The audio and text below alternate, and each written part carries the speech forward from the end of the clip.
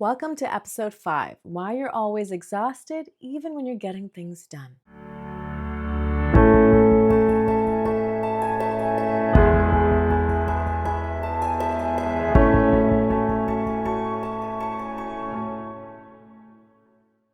I'm Dr. Anna Thomas. I'm a physician, caregiver advocate, and founder of Life Care Leadership.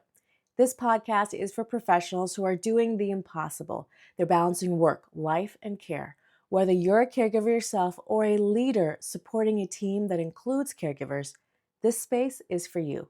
Each week, we unpack real strategies, leadership insights, and mindset shifts to help you thrive, not just survive, in the age of caregiving. Let's get into it. Let me ask you something. Have you ever ended the day feeling utterly exhausted, not just physically, but mentally, emotionally, even though you got everything done? The meetings happened, the errands were checked off, the meds were managed, the emails were sent, and yet you lie in bed and you think, why am I so drained? This isn't just about your to-do list. It's about what's not on the list. Your energy, your bandwidth, that invisible load that you carry as a caregiver. And today's question is one I hear often. Why do I feel depleted even when I'm functioning? And more importantly, what can I do about it? Let's talk about it. First, I want to normalize this feeling. You are not weak.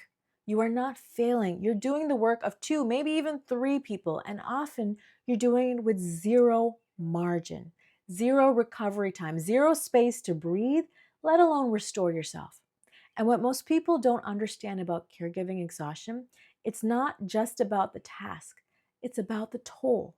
Think about it. You're not just scheduling the appointments, you're also remembering to ask the right questions, right? You're not just managing meds, you're also tracking side effects and costs and refills and insurance. You're not just working your job, you're doing it while navigating with guilt and worry and decision fatigue.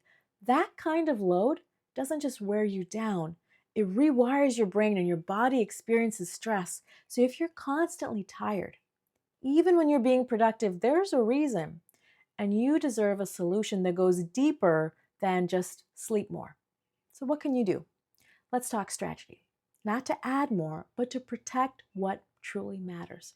So, there are 3 shifts that help caregivers protect their energy, not just their schedule. Shift 1 is stop measuring your worth by your output. This is hard, especially for high achievers. But here's the truth, caregiving, it isn't linear.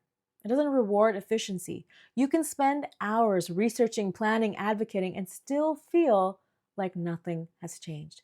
This can mess with your sense of purpose and success. So instead of asking, what did I get done today? Maybe ask, what did I protect today? Maybe you protected your loved one's dignity. Maybe you protected your child's comfort. Maybe, just maybe, you protected your own energy by saying no. And that's leadership. That's care. That's enough. Shift 2, make room for micro restoration. No, not self-care spa days. Those are great too. But I'm talking about micro rest, tiny pockets of intentional recovery. Because when your life is packed to the wall, you can't wait for a vacation.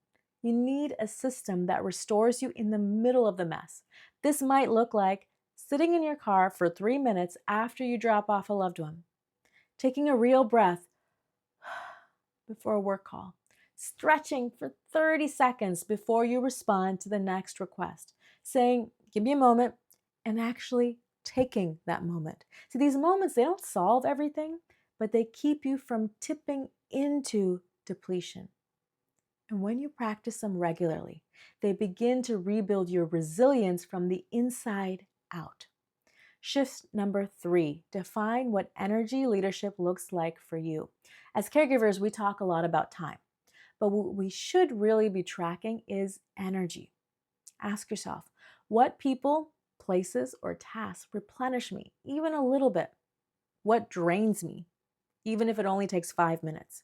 Where am I saying yes when I could offer an alternative? Energy leadership is about knowing your best times, your limits, and your non-negotiables. Maybe you block time in the morning for deep focus. Maybe you delegate or defer energy-draining conversations until you've had your rest. Maybe you finally ask your workplace for a flex hour. not because you're behind, but because you're being strategic. You can't give what you don't have. And leadership means making sure the most important parts of you aren't always last on the list. If this resonated with you, I want you to know this: exhaustion isn't your fault, it's a signal. And when you respond with structure, boundaries, compassion, you begin to reclaim your strength. So, here are a few ways I can help. Join my free workshop, From Caregiver to Care Leader. We talk about how to build this into your life, even if your circumstances don't change. You can grab the book, Balancing Care While Working. It's full of tools, insights, and stories about how to thrive in both roles, work and caregiving, without losing yourself. And if you're ready for coaching, check out the Thrive and Lead program. It's where we turn intention into systems and exhaustion into clarity. You'll find the links below or at lifecareleadership.com. You're not just tired, you're carrying the weight of someone else's safety, their well being, and their peace, and you're still trying to show up at work and in life. That's not failure, that's strength. And now it's time to protect yours. Thanks for joining me. Be sure to like, subscribe, and share this with a fellow caregiver.